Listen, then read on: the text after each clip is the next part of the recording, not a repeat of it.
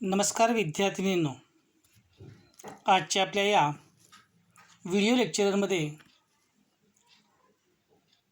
आपल्या 11वीच्या अभ्यासक्रमातील 11वा पाठ वाङ्मयीन लेण्याचा शिल्पकार हा पाठ आज आपल्याला अभ्यासायचा आहे. वाङ्मयीन लेण्याचा शिल्पकार या पाठाच्या लेखिका आहेत सुमती देवस्थळे. लेखिका सुमती देवस्थळे यांचा कार्यकाळ 1927 ते 1982 पर्यंतचा. सुमती देवस्थळे ह्या सुप्रसिद्ध लेखिका, चरित्रकार, टॉलस्टॉय एक माणूस, मॅक्झिम गॉर्की, डॉक्टर अल्बर्ट श्वाइटिझर एक विचारवंत, कार्ल मार्क्सवादी, छाया आणि ज्योती ही चरित्रे त्यांनी लिहिली. चरित्र लेखनाला आवश्यक असणारे परिश्रम, विषयासंबंधीचा जिव्हाळा, समरसता आणि प्रवाही शैली या वैशिष्ट्यांमुळे त्यांच्या लेखनाला आगळेपण प्राप्त झालेले आहे. टॉलस्टॉय आणि श्वाइटिझर यांच्या संबंधी मराठीत एवढे मार्मिक लेखन पहिल्यांदा प्रसिद्ध करण्याचं श्रेयही लेखिका सुमती देवस्थळे यांना मिळालेलं आहे. सत्य, शांती, त्याग, सेवा या मूल्यांचे उपासक असणारे थोर तत्वचिंतक, शिक्षणशास्त्रज्ञ आणि प्रतिभासंपन्न साहित्यिक लिओ निकोलविच टॉलस्टॉय हे विश्वशांतीचे मार्गदर्शक होते. सत्याग्रह व असहकार या शांततामय प्रतिकाराचे तत्त्वज्ञान त्यांनी मांडलेले होते. टॉलस्टॉय एक माणूस या पुस्तकातून निवडलेल्या या चरित्रपर पाठात टॉलस्टॉय यांच्या लेखक म्हणून झालेल्या जडणघडणीचे आणि वॉर अँड पीस या महान कादंबरीच्या निर्मिती प्रक्रियेचे प्रत्ययकारी चित्रण आपल्याला या पाठात पाहायला मिळते. या कादंबरी लेखनासाठी टॉलस्टॉय यांनी परिपूर्ण अभ्यास केला. कादंबरी दर्जेदार होण्यासाठी पुन्हा पुन्हा पुनर्लेखन केले. त्यामुळे वॉर अँड पीस हे जागतिक साहित्यातील वाङ्मयीन लेणे ठरले. मानवी जीवनातील जटिल प्रश्न हे युद्धाने सुटत नाहीत, तर ते शांतीने आणि प्रेमाच्या मार्गाने सुटतात, हे टॉलस्टॉय यांनी या कादंबरीत सांगितलेले आहे. चला तर समजून घेऊया मग हा पाठ वाङ्मयीन लेण्याचा शिल्पकार. लेखिका म्हणतात, जेमतेम 2 वर्षाचा मातृविहीन लिहो यास्नाया पोलॅनामधील प्रशस्त घरात वाढत होता. म्हणजे जेमतेम तो 2 वर्षाचा होता. मातृविहीन म्हणजे आईविना. हा त्याचं घर प्रशस्त होतं आणि या प्रशस्त घरामध्ये तो लहानाचा मोठा होत होता. आत्याने आईची जागा इतकी मनपूर्वक भरून काढली होती की आपल्या जीवनात काही न्यून असल्याचे लिओला कधीही जाणवलंच नाही. आईविना पोर, पण त्या आईची जागा लिओच्या आत्याने भरून काढलेली होती आणि म्हणून लिओला कधीही आईची कमतरता जाणवली नाही. त्याची आई जरी त्याला मुळीच आठवत नसली तरी अगदी तान्हेपणीच्या 2 आठवणी त्याने आवर्जून लिहून ठेवल्या आहेत. लहानपणीच्या 2 महत्त्वाच्या आठवणी लिओनी आपल्या या कादंबरीमध्ये स्मरणात ठेवून, लक्षात ठेवून आवर्जून लिहून ठेवलेल्या आहेत. त्या 2 आठवणीपैकी पहिली आठवण अशी की आपणास दुपट्यात घट्ट गुंडाळून ठेवले आहे. आपल्याला हातपाय हलवण्याचा मोकळेपणा हवा आहे, तो मिळत नाही. म्हणून आपण खूप जोराजोराने रडत आहोत. भोवती मोठी माणसं उभी आहेत, पण त्यांना बाळाची व्यथा समजू शकत नाहीत. आपण मात्र रडतोच आहोत. इतक्या तान्हेपणाची आठवण आजवर कोणीही निवेदन केलेली नाही. ही लिओची पहिली आठवण. लिओची दुसरी आठवण अधिक बोलकी असून टॉलस्टॉयच्या तरल संवेदनाची सूचक आहे. लिओ म्हणतो, मी अंघोळीसाठी एका टबमध्ये बसलो आहे. एका नवीन सुगंधी साबणाने दाई माझे अंग चोळत आहे. तो सुगंध सर्व पाण्यात मिसळलेला आहे. सुगंधाच्या नाविन्याची जाणीव मला उत्तेजित करते. प्रथमच मला माझ्या चिमुकल्या देहाच्या अस्तित्व जाणवते आणि आवडतेही. मऊ काळाभोर लाकडी टब, बाह्यामागे दुमडलेला दाईचा हात, पाण्याच्या कडक वाफा, चिमुकल्या हातांनी पाण्याशी खेळताना होणारा आवाज, टबाच्या ओल्या कडावरून माझे चिमुकले हात फिरवत असताना झालेली पृष्ठभागाच्या गुळगुळीतपणाची जाणीव, हे सारे आठवते मला. अशा 2 महत्त्वपूर्ण आठवणी लिओनी आवर्जून लिहून ठेवलेल्या आहेत. किती अर्थपूर्ण आहे ही आठवण.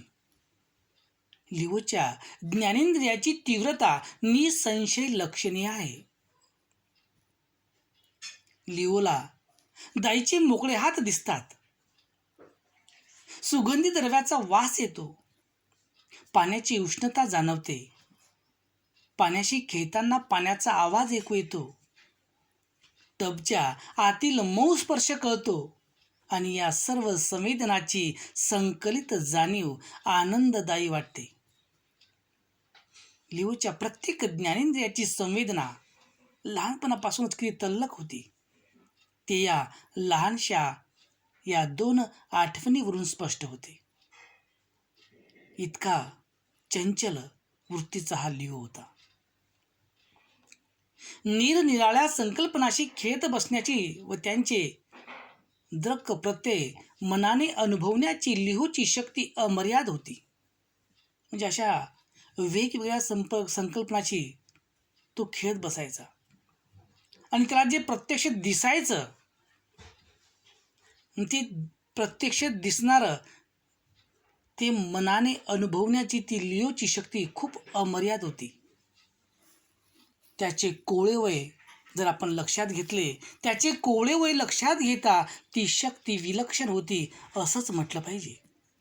म्हणजे इतक्या बालवयामध्ये, इतक्या लहान वयामध्ये, इतक्या कोवळं वयामध्ये ही अमर्याद शक्ती तिची होती आणि ती शक्ती खरोखर विलक्षण स्वरूपाची होती. यात काही वावगं ठरत नाही. लिओची बौद्धिक वाढ अगदी झपाट्याने होत होती. एकाच गोष्टीचा निरनिराळ्या दृष्टिकोनातून विचार करण्याची क्षमता उत्पन्न होत होती. म्हणजे इतकी ही लिओची बौद्धिक वाढ ही फार झपाट्याने होत होती. एकाच गोष्टीच्या वेगवेगळ्या दृष्टिकोनातून विचार करण्याची क्षमता उत्पन्न त्या बालपणामध्ये, त्या कोवळे वयामध्ये लिओला होत होती. इतक्या बालपणी अमृतासंबंधी विचार करण्याची त्याची प्रवृत्ती केवळ चकित करणारी होती.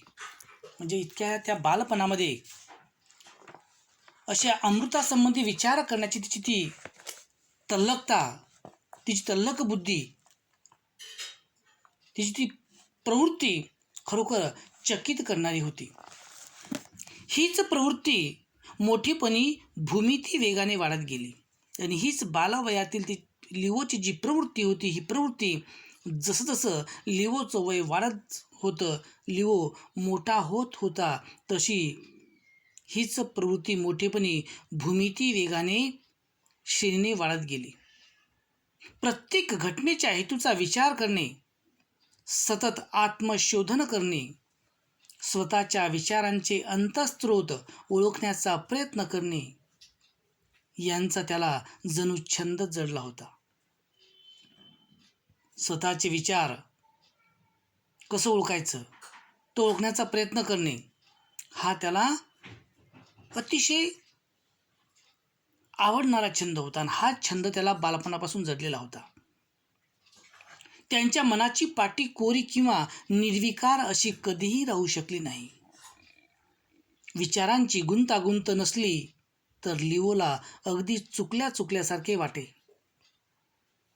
म्हणजे एखाद्या विचारांची गुंतागुंत त्याच्या डोक्यामध्ये, त्याच्या मनामध्ये जर नसली तर लिओला काहीतरी विसरल्यासारखं, काहीतरी भुलल्यासारखं, काहीतरी चुकल्यासारखं वाटत होतं.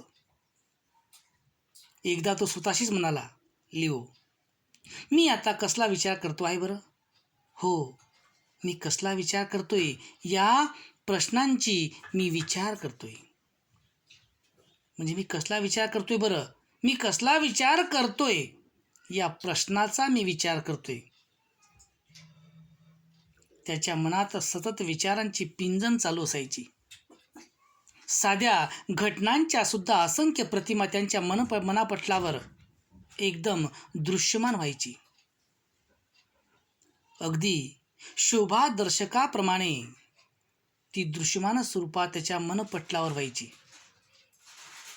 लिओ स्वतःच्या मनाचे पृथक्करण करायचा, चिंतन करायचा.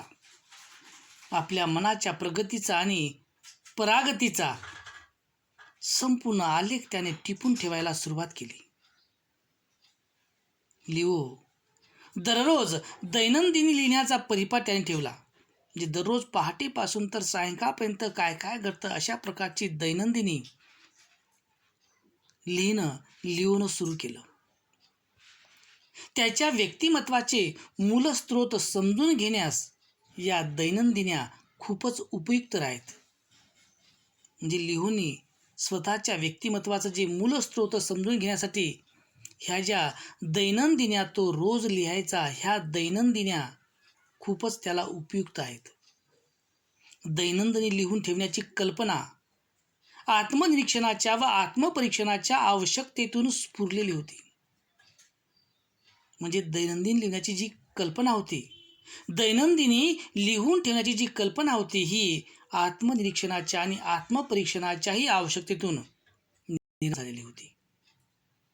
या वयापासूनच आपण इतरांसारखे सामान्य जीवन जगण्यासाठी जन्माला आलेलो नाही ही त्याची खात्री होती. की या बालवयापासूनच आपण इतरांसारखे सर्वसामान्य जीवन जगण्यासाठी जन्माला आलेलो नाही ही खात्री त्याची बालपणामध्ये होती. त्याच्या आपल्या या सुप्त शक्तीवर विश्वास होता. त्या शक्तींचा वेध घेण्यासाठी दैनंदिनी लिहिणे त्याला अत्यंत अगत्याचे वाटत होते.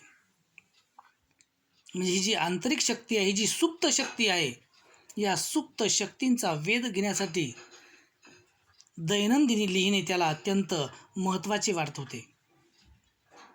आणि म्हणून त्याने तेव्हापासून रोज पहाटेपासून दिवसभर कुठल्या कुठले कार्य आपल्या हातून घडतात हे सगळं दैनंदिनीच्या स्वरूपात त्याने लिहिणं चालू केलं. टॉलस्टॉयला वाचनाची आवड जबरदस्त होती. त्याचा वाचनाचा वेग सुद्धा उत्तम होता. टॉलस्टॉयने भरपूर वाचन व मनन केले. पुश्किन, टर्जिनव्ह्यू, डिकन्स, व्हॉल्टेअर, रुसो इत्यादी ग्रंथकारांचा मनपूर्वक अभ्यास केला. मनापासून हे जे विद्वान ग्रंथकार होते यांच्या ग्रंथांचा मनापासून त्यांनी मनपूर्वक अभ्यास केला आणि त्यामुळे अभिजात साहित्याची आवड संस्कारित झाली. वाचनाची आवड जबरदस्त असल्यामुळे त्यांनी या ग्रंथकारांचा मनपूर्वक अभ्यास केला आणि त्याच माध्यमातून अभिजात साहित्याची एक आवड त्यांच्या जीवनामध्ये संस्कारित झाली. लेखन वाचनाच्या बाबतीतही खूप चिकित्सा सुरू होती. म्हणजे लेखन वाचन करतानाही तो चिकित्सक स्वरूपात त्याची वृत्ती होती. सपाटून वाचन सुरू होते. ललित साहित्य, तात्विक साहित्य, राजकारण, इतिहास, बडे बडे ग्रंथराज सेवेस हजर होते. यासनायाहून सारखी पुस्तके मागत होता वाचनासाठी. वेगवेगळ्या प्रकारची पुस्तके तो मागवायचा आणि तो वाचन करायचा. सारे काही त्याला अगदी आदर्शातले आदर्श असे हवे होते. प्रत्येक वाचलेल्या पुस्तकावर निसटता तरी अभिप्राय नोंदला जात होता. फक्त आणि फक्त लिओ पुस्तकं वाचून काढत नव्हता, तर पुस्तकं वाचल्यानंतर, ते साहित्य वाचल्यानंतर त्यावर, प्रत्येक साहित्यावर, प्रत्येक पुस्तकावर तो आपला अभिप्राय नोंदला जात होता. अदले मधले सामान्य सुवर्ण मध्य गाठणारे असे काही एक त्याला आवडत नव्हते. तडजोड नको होती. शुद्ध आदर्शाचा अट्टहास होता. युरोपच्या प्रवासात असताना निसर्गसुंदर परिसरात तो एक अगदी विलावून गेला होता. ज्यावेळेस युरोपला गेला, युरोपचा प्रवास सुरू झाला, तर त्या युरोपमधील जे निसर्गसुंदर परिसर होतं, त्या परिसरामध्ये तो अतिशय विलावून गेला होता. बाहेरचं सौंदर्य माझ्या डोळ्यातून अंतरात्म्यात ओतले जाते. माझ्या अंतरंगात आनंद भरलेला आहे. मला जगायचं आहे, मला चिरंजीव व्हायचं आहे. हा निरागस आनंद मनात गोड हुरहुर निर्माण करत होता. युरोपचा प्रवास करत असताना अशा प्रकारचे मनामध्ये त्याचे विचार हे चालू होते की हा निरागस आनंद मला माझ्या मनामध्ये गोड हुरहुर निर्माण करत आहे. निसर्ग सौंदर्यातून निसर्ग सानिध्याची ओढ निर्माण झाली. मग या धरतीच्या लेकराने मातीशी मसलत करायला सुरुवात केली. ज्यावेळेस निसर्गाची ओढ निर्माण झाली, निसर्गाच्या सानिध्याची ओढ निर्माण झाली, आणि त्यावेळेस लिओने, या धरतीच्या लेकराने मातीशी मसलत करायला सुरुवात केली. कापणी, लावणी, खुरपणी, निंदणी इत्यादी सर्व कामात तो रस घेऊ लागला. ही कामं कशी करतात, कशी चालतात, या कामामध्येही तो समरस झाला. गवत झपाझप काढण्याचे काम त्याच्या खास आवडीचे होते. शेतीचे काम म्हणजे नवनिर्मिती असं त्याला वाटायचं, आणि हा नवनीतीचा आनंद तो अगदी दमछाक होईपर्यंत अनुभवत असे. म्हणजे शेतीच्या कामामध्ये त्याला एका प्रकारची नवनिर्मितीचा आनंद मिळायचा, आणि म्हणून तो दमछाक होईपर्यंत या कामाचा आनंद घ्यायचा, या कामाचा अनुभव घ्यायचा. कामाशी इतका समरस होऊन जायचा की स्वतःचा त्याला विसर पडून जायचा. हात अगदी यंत्रासारखे झपाट्याने चालू राहायचे. तो जणू नुसता साक्षीत्वाने खुरप्यावर वाकलेला असायचा. निघाच्या घामावर वाऱ्याच्या झुळकी आल्या म्हणजे तो गारवा विलक्षण सुखद वाटायचा. त्याला कशाची सर येणार. झपाटून काम केले की अगदी कृतार्थ भावनेने, सुखासमाधानाने तो शेतकऱ्याबरोबर न्याहारी करायला बसायचा. भूक लागल्यावर जेवायला बसायचा. त्यांच्याशी भरपूर गप्पा, अगदी घरगुती गप्पा करायचा. त्या शेतावर कामं करणाऱ्या त्या मजुरांसोबत, त्या शेतकऱ्यांबरोबर अतिशय घरगुती स्वरूपाच्या गप्पा तो करायच्या. अशा प्रकारे कालक्रमणा सुरू असताना दिवसेंदिवस सक्तीच्या एकाकीपणापायी टॉलस्टॉयच्या मनात एक प्रकारची अवघड अस्वस्थता निर्माण झाली होती. अंगभर फुलांनी डवरलेली झाडे पाहिली, निसर्गाच्या अजोड कलाकृती पाहिल्या की त्याला आपले एकाकीपणा फारच बोचत राहायचा. सर्व काही भावनांशी खऱ्या अर्थाने समरस होणारी सहचर्य मिळते की नाही या शंकेने त्याच्या मनाचा नुसता छळ मांडला होता. या शंकेला एक दिवस पूर्णविराम मिळाला. म्हणजे अशा प्रकारे मनापासून तो प्रत्येक काम तो विचार करून करत होता. अशा प्रकारचा हा लिओ टॉलस्टॉय या पाठाचा उर्वरित भाग आपण पुढल्या दशकात पाहूया. तोपर्यंत धन्यवाद.